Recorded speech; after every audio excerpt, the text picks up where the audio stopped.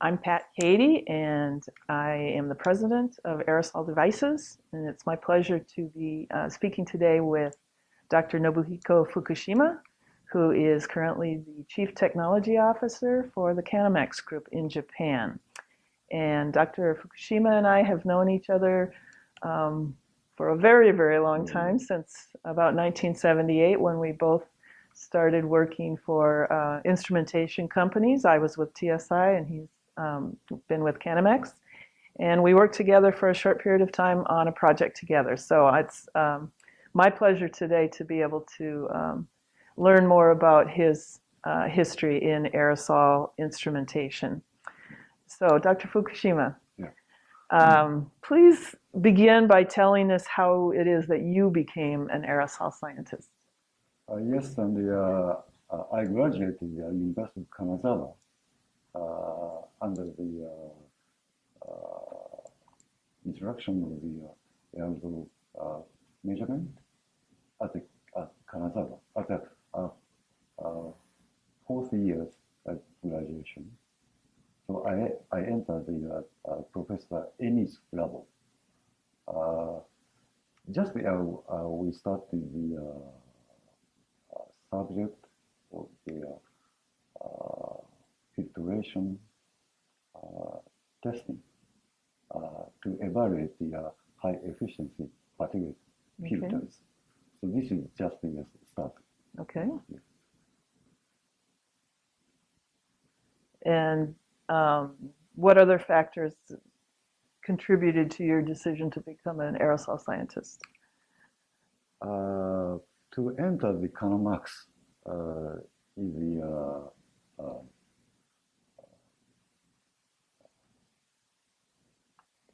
to enter the Canamex, we start to aerosol business. So we to choose the enter the Canamex is the most important decision. Okay. Yeah. So is there more in your educational background that contributed to the aerosol path, career path? I first graduated the University of Kanazawa in 1978, and I had a relationship with Dr. Kosaka's lab. And the 19 after enter the Canamex, we Dr. Kosaka and Dr. Emi is very good relationship each other, and the Professor Kosaka had visited to University of Minnesota to work with Whitby and Rendu, and then he after return to Japan, he introduced the advanced technology of the aerosol instrumentation, for example, DNA. We continued the good relationship with Dr. Kosaka because the my eldest colleagues of Dr. Okuyama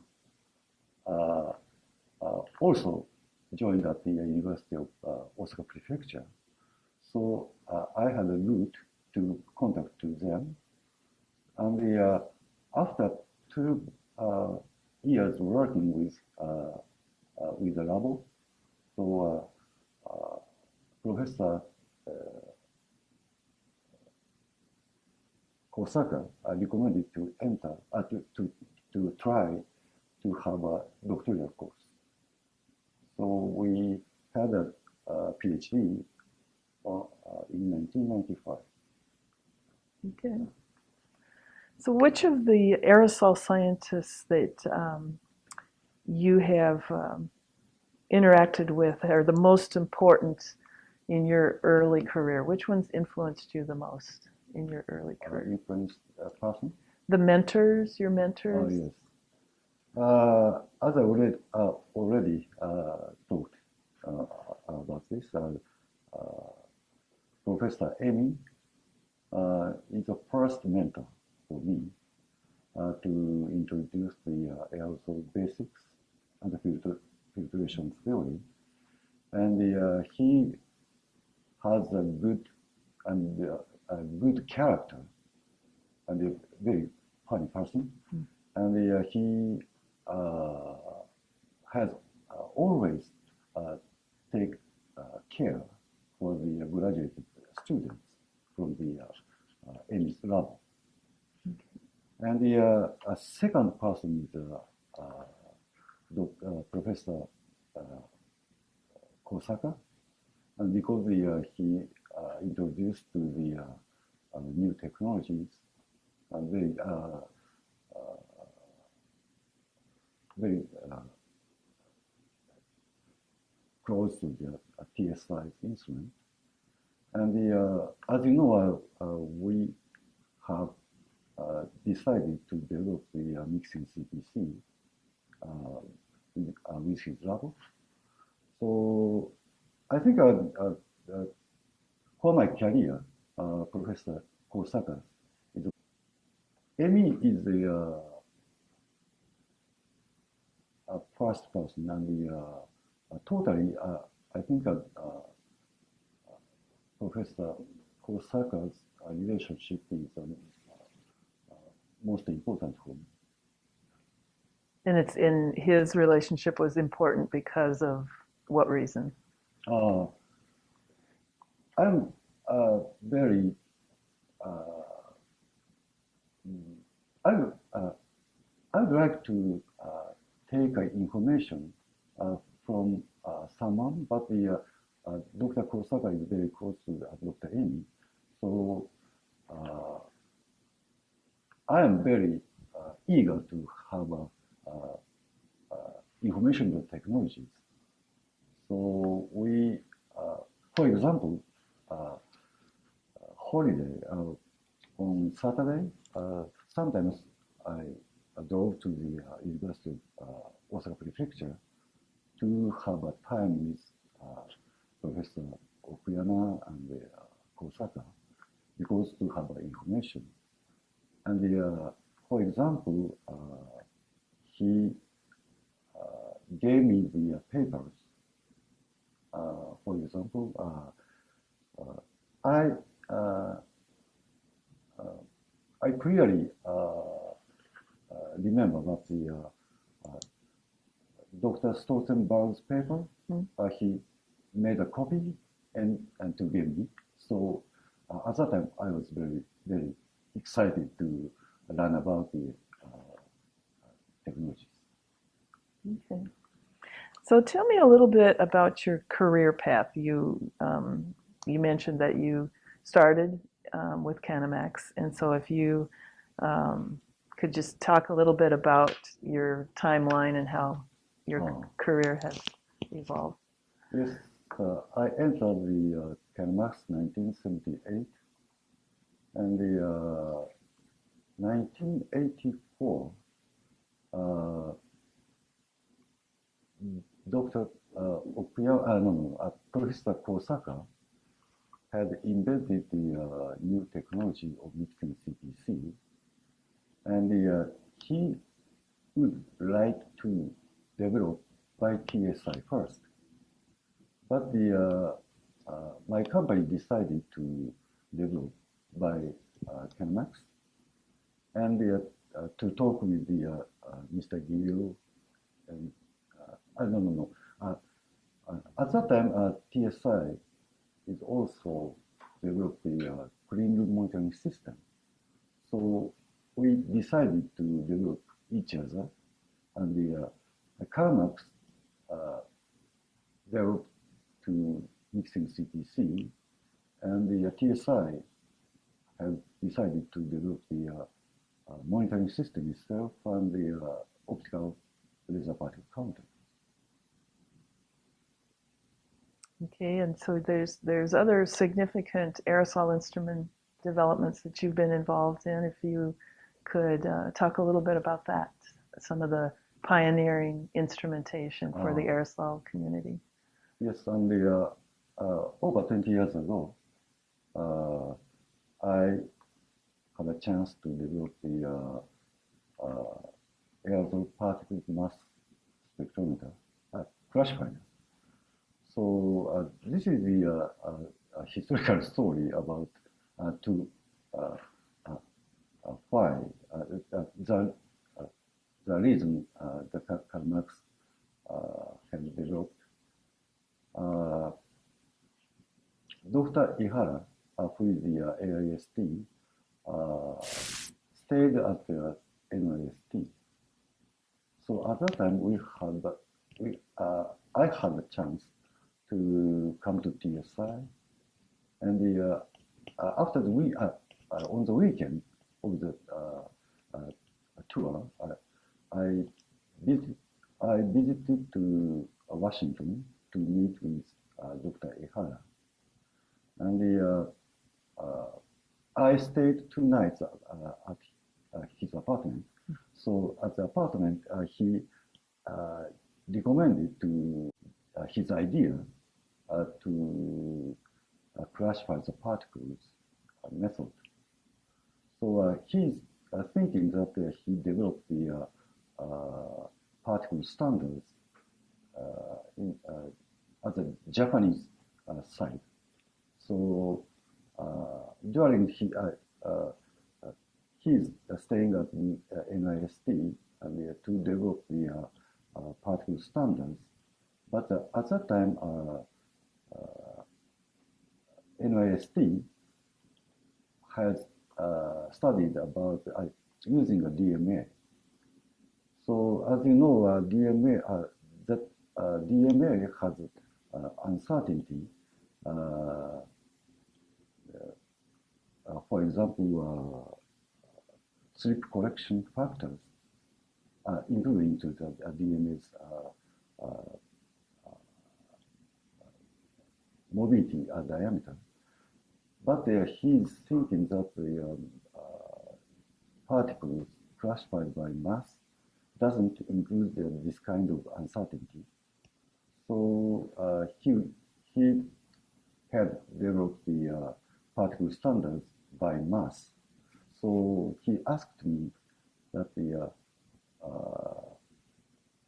whether this principle is feasible or not. And I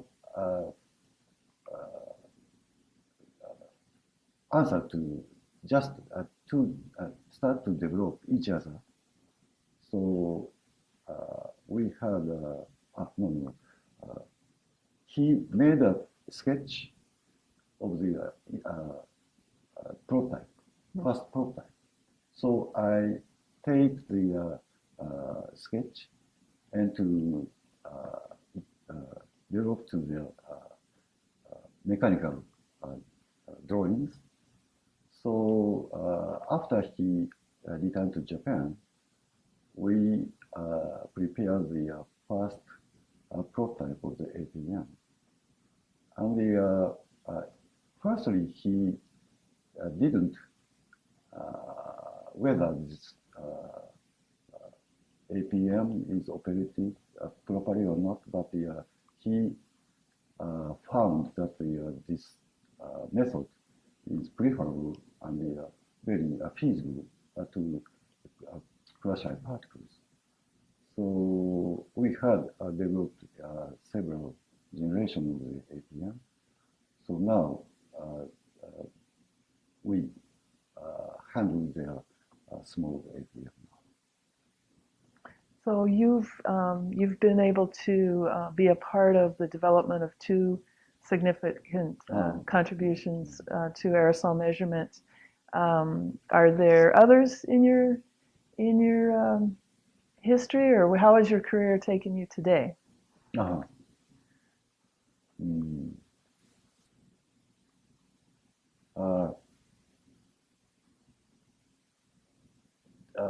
Recent in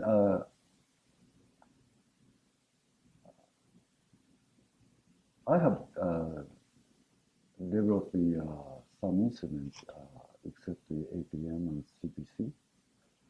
So, for example, to develop the small impactors for the personal use, and ion detectors inside ESP, electrostatic precipitator. We developed the ion probes to measure the plus and minus ions in under the high voltage situation.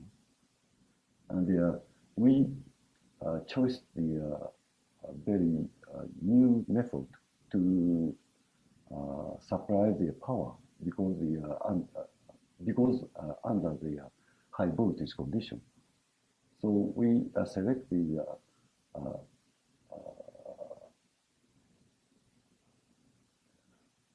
sun power,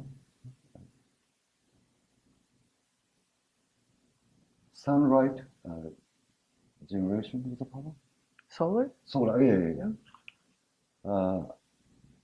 I think this method is over 25 years ago, so I think this is very advanced idea to supply the power. Okay. So are you still developing new instruments? What are you doing today? Now, unfortunately, I moved to the management position. So, but now we have proceeded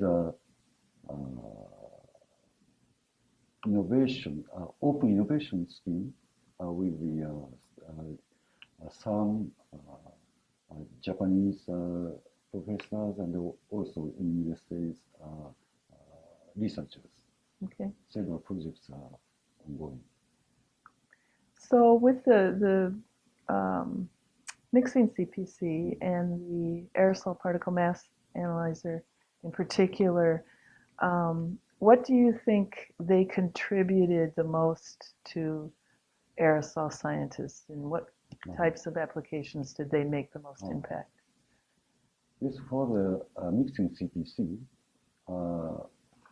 we focused to the application of IC manufacturing factory. So most important result to develop mixing CPC is to choose the working liquid. Because as you know, TSI-CPC uses butanol. So, but at the industry, IC manufacturing factory doesn't like this kind of liquid of butanol. So, Professor Kosaka and I had a detailed research of the kind of liquid. So finally, we chose the propylene glycol, which is harmless and odorless liquid. So it is key. It was a key point to develop the instrument. And for the APM development,